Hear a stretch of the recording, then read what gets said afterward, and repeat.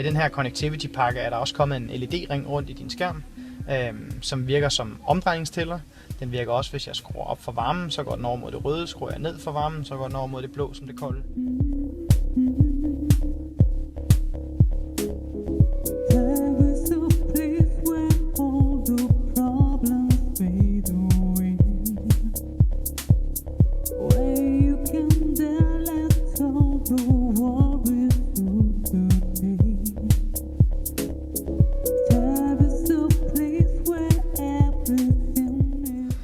Femdørs byder også på større bagagerum,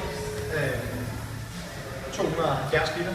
Det er små 70 liter større end den 3-dørs Mini. Det er faktisk dobbelt så stort som den gamle Mini.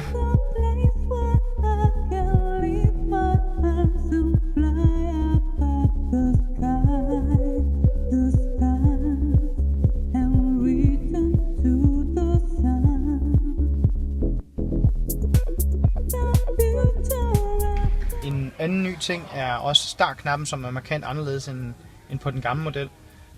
Den er nøglefri, når du sidder i bilen, og så står startknappen hernede og pulserer som et pulserende hjerte. Og så er det egentlig bare at trykke en gang på startknappen, og så starter vi bilen op.